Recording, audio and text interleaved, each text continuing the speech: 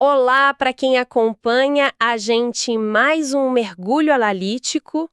Hoje a gente vai direto na fonte primária para entender como a sociedade divide quem tem poder e quem não tem, E, bom, de uma forma que vai muito além do saldo bancário, né? muito além. E eu tô super animada para entrar nisso. Para quem gosta de ter as coordenadas exatas, a gente está na seção 3, capítulo 4. Que é o capítulo intitulado Classe, Estamento e Partidos. Isso. E situando na arquitetura geral, a gente está explorando a obra monumental Economia e Sociedade, ou Wirtschaft und Gesellschaft, do Max Weber. Exato.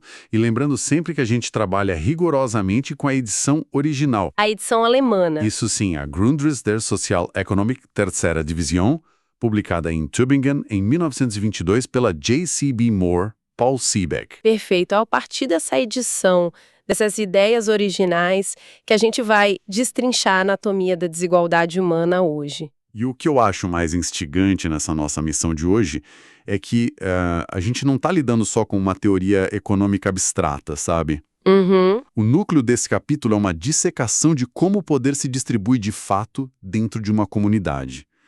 Weber mostra que olhar só para as regras jurídicas ou só para o dinheiro circulando é insuficiente. A grande questão dele é como a ordem social distribui algo que é intangível, né? Algo que muitas vezes parece irracional, que é a honra social. O prestígio, exato. E ele é incrivelmente cirúrgico nessa descrição. Ele entrega 3 estruturas fundamentais para mapear isso. As classes, os estamentos e os partidos. Mas antes da gente entrar nessas categorias, a gente precisa falar sobre a lente principal dele. O conceito de poder. Isso, porque é muito comum a gente achar que, quem tem mais dinheiro automaticamente dita as regras e tem todo o respeito, né? Pois é, mas logo de cara ele desmonta essa ideia de que dinheiro é igual ao poder absoluto. Totalmente. E para entender isso, a gente precisa olhar para a definição crua de poder que ele traz, o Macht. Macht é uma definição muito realista. Ele diz que poder é a chance de impor a sua própria vontade dentro de uma relação social, mesmo que haja resistência. É fazer as coisas do seu jeito, não importa se os outros concordam ou não. Exato. Mas aí vem a distinção vital do texto. Ele separa esse poder prático do que ele chama de R. A honra social. Isso, a honra ou o prestígio. Ele mostra que ter controle de recursos não compra necessariamente o aplauso da sociedade. E tem aquele exemplo genial que ele dá na página 631, do típico boss político americano daquela época. Nossa, sim. O boss, ou o grande especulador financeiro. São pessoas com poder gigantesco, né? Eles decidem destinos, movem montanhas de dinheiro, mas a elite tradicional olha para eles com um desdém enorme. Porque a força bruta do dinheiro, essa riqueza nua e crua conquistada no mercado, não tem uma base reconhecida de honra. O boss sabe que tem o poder prático. Ele decide quem ganha um contrato, mas ele não é convidado para os jantares de gala da alta sociedade. Exatamente. A ordem social opera com regras diferentes da ordem econômica. O dinheiro até ajuda, é um trampolim para você comprar símbolos de status, mas não é a fonte pura da estimação social. A riqueza nova assusta a velha guarda, basicamente. Dinheiro não tem linhagem. E isso nos leva perfeitamente para a primeira grande estrutura que o Weber disseca, que são as classes. E aqui tem uma quebra de expectativa enorme. Muito grande. O senso comum trata a classe, como um grupo unido, todo mundo de mãos dadas, lutando por algo. Mas a visão dele é fria, muito calculista. Uma classe não é uma comunidade. Fica até um pouco chocante de ler a definição na página 632, porque ela não tem romantismo nenhum. Nenhum. A classe é definida puramente por interesses econômicos sobre as condições do mercado. A Marktlage. A situação de mercado. Exato. É uma condição objetiva. As categorias são apenas o que você possui ou o que você não tem para oferecer no mercado. Terras, capital ou só sua força de trabalho mesmo. E o mercado, sendo cego, distribui suas chances de vida com base nisso. Mas aí fica a dúvida para quem está acompanhando a gente. Se um grupo enorme de pessoas está na mesma situação de mercado, enfrentando as mesmas dificuldades, eles não vão agir juntos? Não necessariamente. E essa é a armadilha do interesse de classe. Porque estar no mesmo barco não gera instantaneamente o que ele chama de ação comunitária, né? Não gera. A Gemeinschaftshandling, a ação comunitária, ou mesmo uma associação formal como um sindicato, não são consequências automáticas de pertencer a uma classe. O que o texto relata na página 633 é que muitas vezes o que rola é só uma ação de massa amorfa. A famosa murmuração. Sim, a murmuração dos trabalhadores na antiguidade. E isso soa muito atual. É aquele clima pesado no escritório, a desaprovação silenciosa. Ou o freio, a redução intencional e tácita da produção. Exato, ninguém faz uma reunião secreta para combinar de trabalhar mais devagar. Mas a massa inteira começa a agir igual diante da mesma pressão. É um reflexo. E ele mostra que para sair dessa murmuração para algo organizado, os contrastes precisam ficar transparentes. As pessoas precisam entender as causas estruturais da desigualdade. E é incrível ver como a arena onde essa percepção acontece mudou na história. A evolução histórica das lutas de classe. Na página 634, ele detalha isso de um jeito muito revelador. Na antiguidade clássica, lá em Roma, a tensão não era sobre salário. Era no mercado de crédito. E eram os devedores lutando contra os credores, cidadãos que podiam virar escravos por dívidas. Aí a gente avança para a Idade Média e o foco vai para o mercado de bens de subsistência. O preço do pão. Exato. Consumidores urbanos com fome contra os atravessadores de alimentos. Até chegarmos na Era Moderna, onde o conflito se estabiliza no mercado de trabalho. As brigas viscerais nas fábricas. E sobre a fábrica moderna, tem uma dinâmica psicológica que ele aponta que é fantástica. A do alvo do ódio. Certo. Porque a gente imagina o trabalhador odiando o grande banqueiro ou o acionista bilionário. Mas a análise mostra que a hostilidade costuma ser muito mais amarga contra o oponente direto no mercado. É o gerente, o dono da fábrica, o supervisor. Porque é com essa figura que o embate diário acontece frente a frente.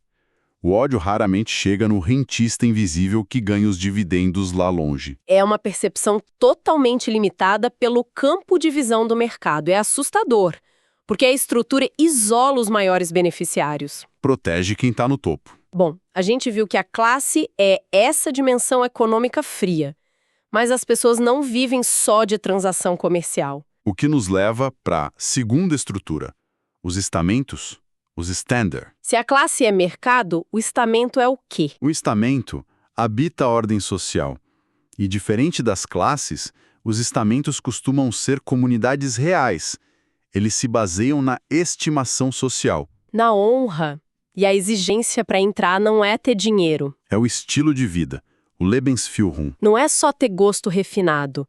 É uma conduta de vida inteira inspecionada pelos seus pares, né? Exato. Onde você vai, com quem você fala, como você se veste e, o principal, com quem você não se mistura. Isso explica muito a necessidade de exclusividade da elite. Ele dá exemplos pitorescos na página 635. As First Families of Virginia. Sim, os Estados Unidos. Famílias que inventavam a própria ancestralidade, dizendo que eram descendentes da princesa Pocahontas. Uma tentativa desesperada de usurpar uma honra estamental para se diferenciar num país tão comercial. E aí tem aquele contraste maravilhoso que ele faz entre os Estados Unidos e a Alemanha. O do gentleman americano e o chefe alemão. Isso. Ele fala que nos Estados Unidos, a lógica do mercado era tão forte que a subordinação ficava no escritório. No clube de lazer, à noite, o chefe mais durão jogava bilhar com um funcionário comum igual. Mas na Alemanha da mesma época, o chefe jamais faria isso. A postura de superioridade não ficava na porta da fábrica. O chefe alemão se via como alguém de uma categoria social superior 24 horas por dia. E as consequências disso são muito restritivas. Porque o objetivo do estamento é se fechar, né? Preservar a pureza. E a ferramenta número 1 para isso é controlar os casamentos. O connubium, a endogamia, casar só dentro do grupo. Se casar fora, perde o status. E eles também monopolizam bens. Privilégio de usar certas roupas, portar armas ou até rituais religiosos. E tem a atitude deles em relação ao trabalho, que é o mais irônico. Eles odeiam o trabalho braçal. E a aquisição puramente econômica. O espírito do empreendedor é visto como algo sujo para a honra do estamento. Eles odeiam o mercado livre. O livre mercado é impessoal. Ele não liga para o seu brasão de família, ele liga para o poder de compra. O mercado nivela as coisas. Qualquer pessoa com dinheiro entra e compra os mesmos símbolos da elite. O mercado é a maior ameaça à exclusividade deles. Por isso eles tentam engessar a economia. Mas Weber leva isso ao limite mais sombrio na página 636. O surgimento das castas. Sim, as caste, quando a exclusividade vira pureza religiosa. A separação deixa de ser uma lei civil. O contato com uma casta inferior não é mais só uma gafe. Vira uma poluição ritual que exige limpeza. É o fechamento total. E junto com isso ele fala dos povos pária. Ele cita as comunidades judaicas na diáspora. Grupos com uma separação étnica clara, uma honra interna forte, mas que não estão integrados verticalmente no poder da sociedade onde vivem. E o mais profundo é como ele analisa a resposta espiritual a isso. Essas comunidades desenvolvem promessas de salvação que vão inverter essa hierarquia no futuro. A religião como contrapeso material. Bom, classes governam a economia. Estamentos governam o prestígio. E os partidos? Os partem. Eles são a terceira peça. E parecem bem mais pragmáticos. Sem dúvida. Eles operam direto na esfera do Marte, o poder puro. O objetivo é influenciar a ação da comunidade a seu favor. Seja por um programa ideal, uma ideologia, ou por puro interesse material de conquistar cargos para os líderes. O que diferencia o partido é que ele é intencional. Ele exige uma Vergesellschaftung, uma associação racional. Uma maquinaria. Pessoas precisam se filiar, fazer campanha, traçar estratégias. Não é espontâneo como a murmuração da fábrica. Os partidos nascem dos interesses das classes ou estamentos, mas são um veículo organizado. E o prêmio final deles é sempre a dominação, a Herrschaft. E eles usam qualquer meio para isso. Força bruta, retórica em praça pública, obstrução parlamentar. O meio não importa tanto. Importa sentar na cadeira onde as decisões viram regras para todos. E toda essa estrutura desemboca numa nota metodológica interessante no fim do texto. Na página 641. A nota do editor alemão indicando que o trecho sobre estamentos guerreiros é um rascunho. Um esboço inacabado, um Entwurf. Mas por que falar de guerreiros do passado quando estamos analisando o poder moderno? Para mostrar que os humanos usam qualquer matéria-prima para criar hierarquias. A raiz do poder nem sempre foi dinheiro. Às vezes era a lealdade marcial, o carisma. Ele cita a Trustes Merovingia, guerreiros germânicos ligados por juramentos sagrados. O privilégio deles era imenso. Ele tenta catalogar todas as nuances para provar que a desigualdade é uma constante humana. Só mudam as ferramentas. Seja com espadas na antiguidade ou em Wall Street hoje, a busca por Macht e remou da sociedade. Cobrimos um terreno vasto aqui. Para não ficarmos só na abstração, vamos para os nossos 3 aprendizados centrais de hoje. O primeiro é claro: o poder não é unidimensional. A riqueza econômica da classe muitas vezes colide de frente com o prestígio social do estamento. Dinheiro compra quase tudo, menos o respeito autêntico de uma elite ancorada na tradição. O segundo ponto é o papel do mercado. O livre mercado é um solvente implacável das tradições. Ao ignorar quem é a pessoa e focar só na troca comercial, o mercado ameaça destruir as barreiras mantidas pelas elites. E o terceiro aprendizado é a função dos partidos. Eles são a tecnologia política. Ferramentas racionais projetadas para navegar as tensões entre classe e estamento com um único objetivo: capturar a Herrschaft, o poder de mando. E falando nisso, chegamos ao gancho da nossa próxima exploração. Vimos que todos lutam pela dominação. Mas o que estabiliza isso? Nenhuma estrutura se sustenta só com força bruta para sempre. O que faz as populações obedecerem voluntariamente? Esse é o quebra-cabeça da obediência que vamos enfrentar no próximo mergulho. Promete ser muito denso. Com certeza.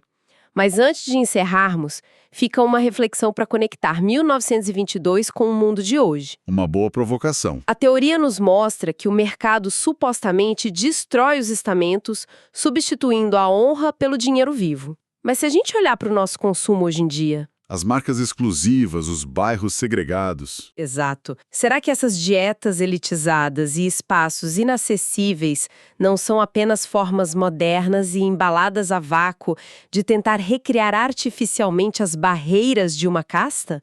É como se, mesmo regido pelo lucro puro, o ser humano precisasse inventar formas de excluir o outro. Uma sede por diferenciação que parece não ter fim. Um pensamento indigesto, mas necessário de se ter. Ficamos por aqui. Até o próximo mergulho. Até lá.